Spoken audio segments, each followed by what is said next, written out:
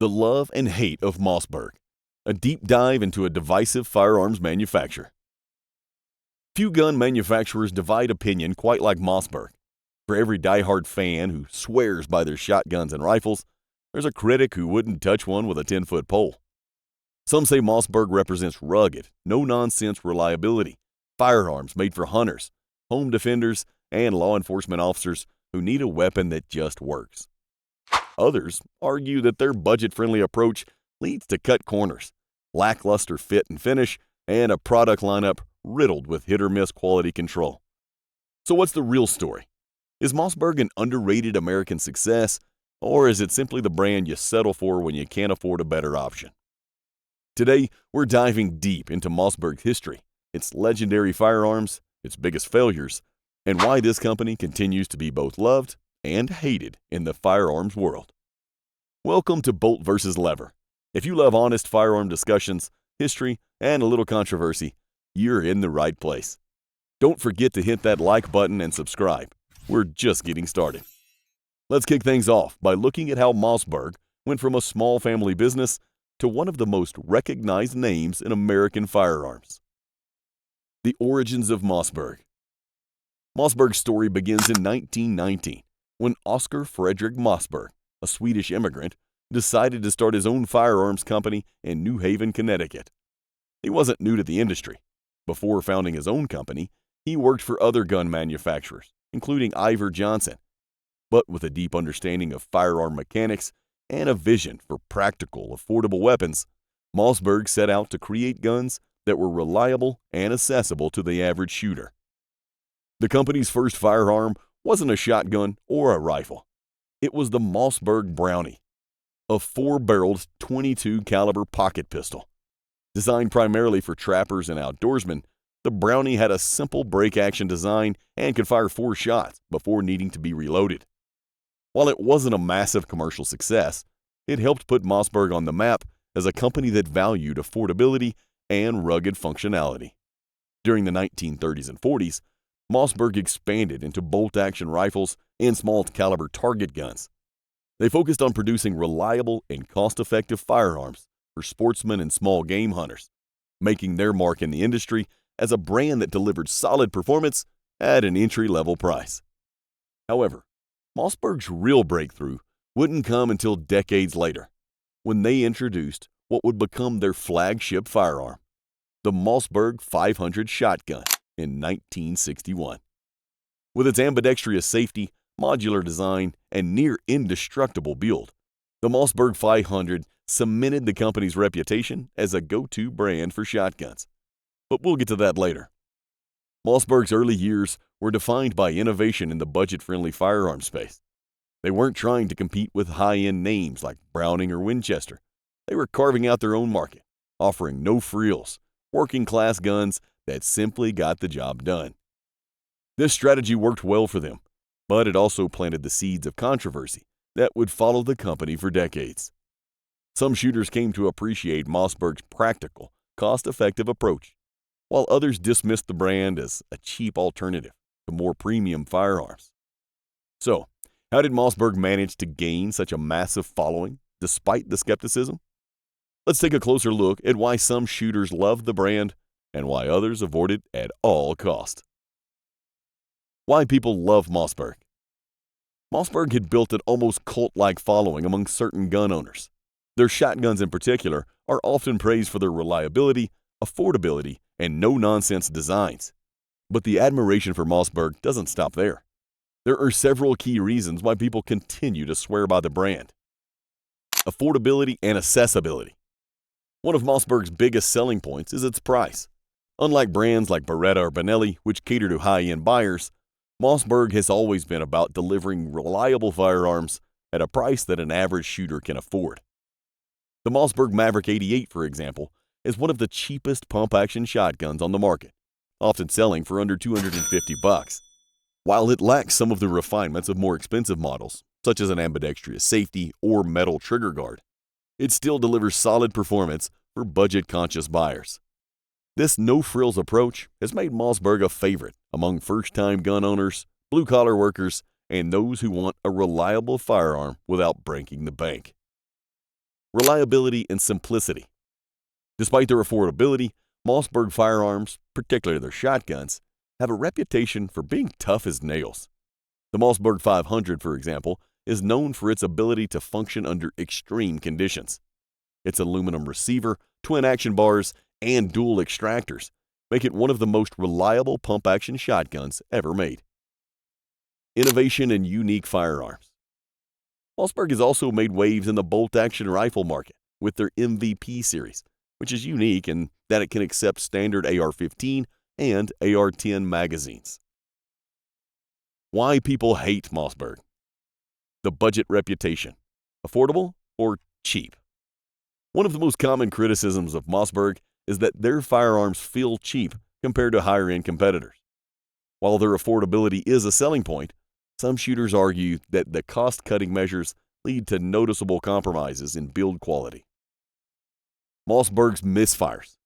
Guns that didn't live up to expectations. Mossberg has had some notable failures over the years. The Mossberg 702 Plinkster, for example, was designed as a budget 22 LR rifle to compete with the Ruger 1022. While it was inexpensive, many users reported issues with reliability, jamming, and a general lack of refinement. It was a gun that worked most of the time, but it never reached the level of performance or popularity needed to be a real contender. Then there was the Mossberg MC1sc, an attempt to break into the concealed carry pistol market. The idea was solid, a compact, polymer-framed striker-fired pistol, but it failed to stand out in an already oversaturated market. With competitors like Glock, Sig Sauer, and Smith & Wesson dominating the category, Mossberg's first real entry into the handgun world in over a century felt like a solution to a problem no one had. Another disappointment was the Mossberg 464, a lever-action rifle meant to compete with the classics from Marlin and Winchester. Unfortunately, the rifle was plagued by a stiff action, uninspired design, and a lack of the craftsmanship that makes the lever-action rifle desirable in the first place. Quality control and fit and finish issues. Another frequent complaint against Mossberg is the inconsistent quality control on some of their firearms. While their high-end shotguns, like the Mossberg 590A1, are rock solid, some of their budget-friendly models suffer from rough machining, loose tolerances, and plastic components that don't inspire confidence. Additionally, some shooters report that Mossberg rifles, particularly the Patriot series, have issues with stock durability and bolt smoothness, making them feel less refined than comparable rifles from Ruger, Savage, or Tikka. Deep dive into Mossberg's most popular guns. Now that we've covered why some people love Mossberg and why others dislike them, let's take a closer look at their most popular, well-regulated firearms. While Mossberg's reputation has its ups and downs, there's no denying that some of their models have become legendary in the firearms world. Here are the standouts. The Mossberg 500 series, the workhorse shotgun.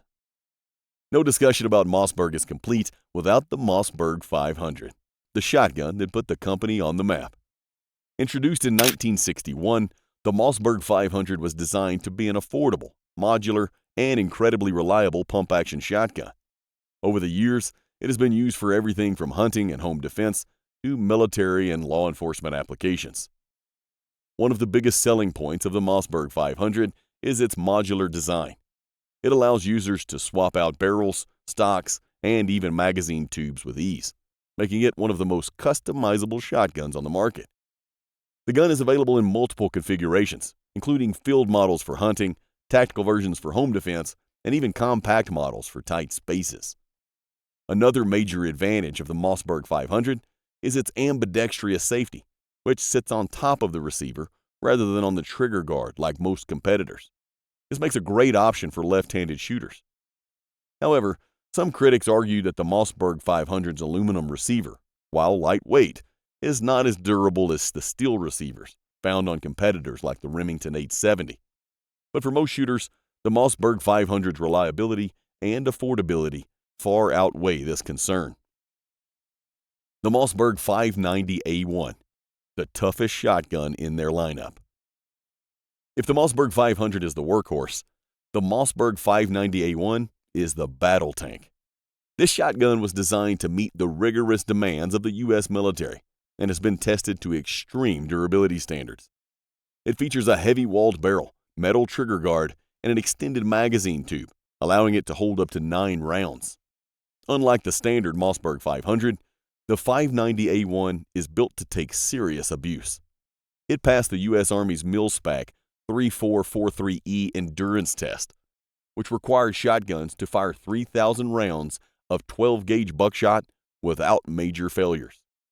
This level of reliability has made it a favorite among police, military personnel, and hardcore home defenders. The only downside? The 590A1 is heavier than the standard 500, making it a bit less maneuverable. But if you need a shotgun that can survive a war zone, this is the one.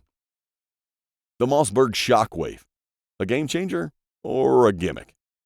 One of the most controversial and innovative firearms in Mossberg's lineup is the Mossberg Shockwave. It features a 14-inch barrel, but isn't legally considered a shotgun because of its overall length of over 26 inches, allowing it to avoid NFA regulations on short-barreled shotguns. This means buyers don't need a tax stamp to own one.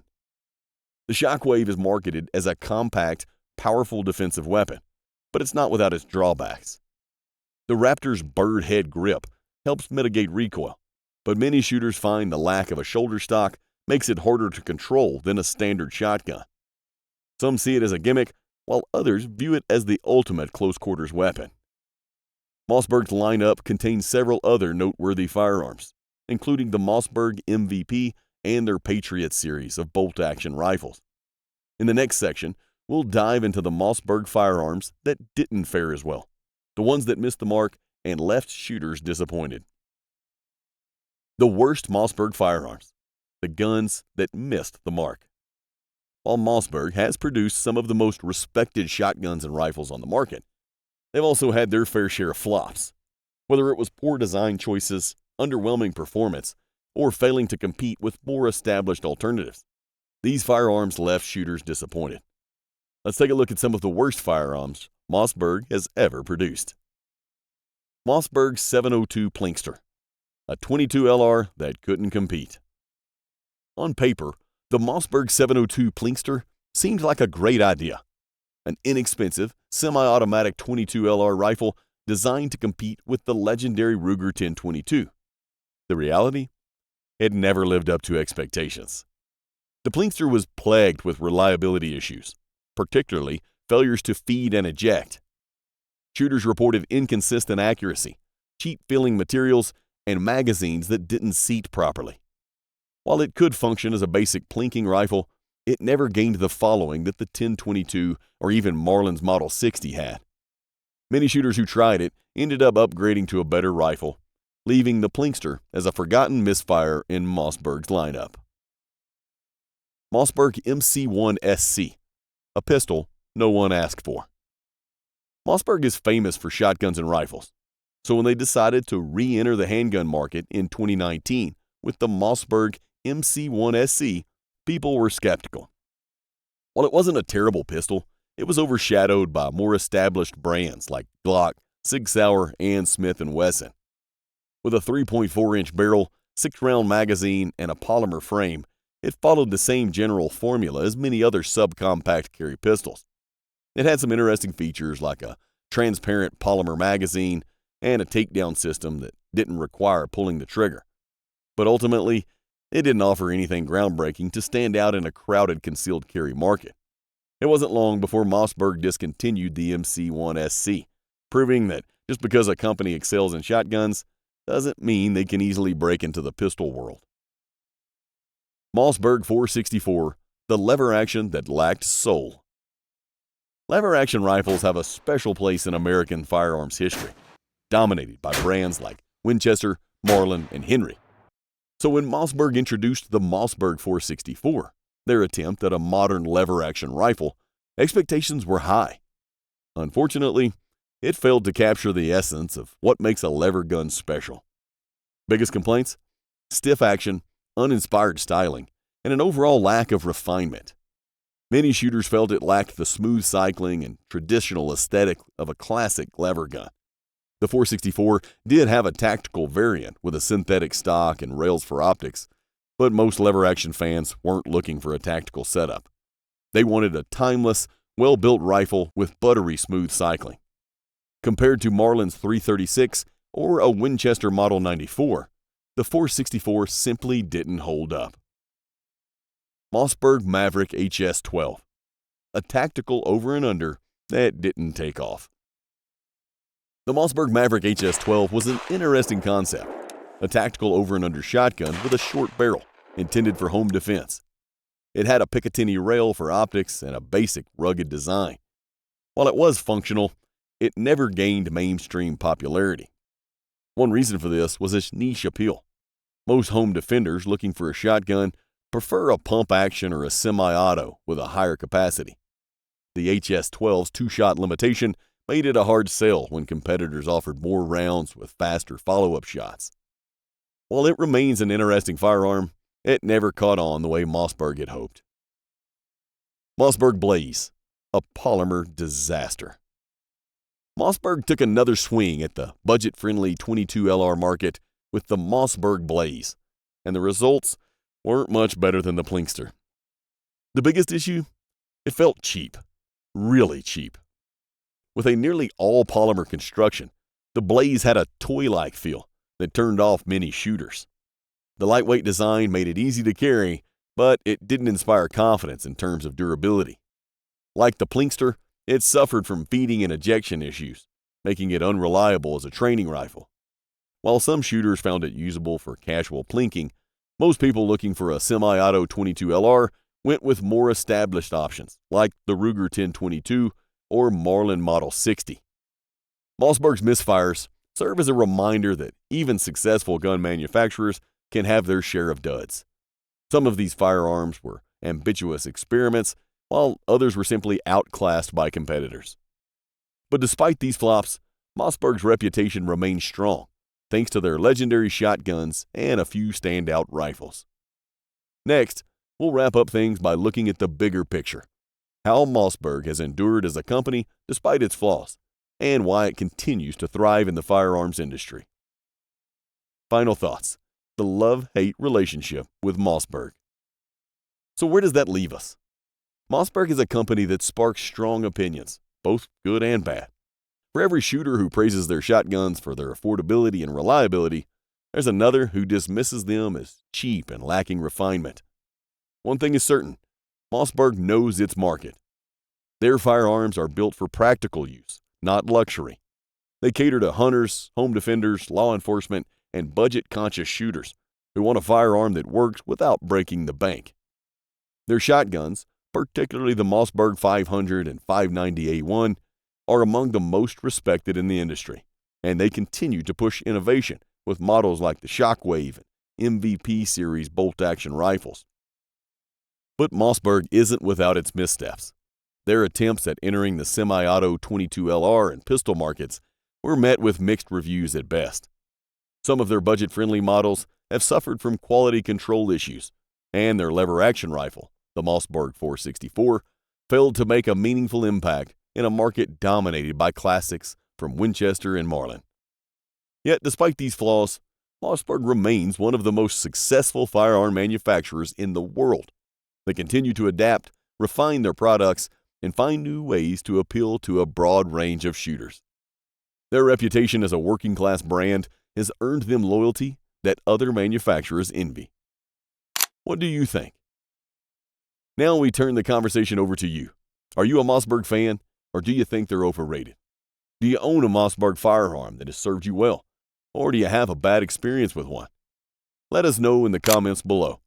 And if you've enjoyed this deep dive, don't forget to like, subscribe, and hit the notification bell so you never miss a video. Thanks for watching Bolt vs. Lever, and we'll see you in the next one.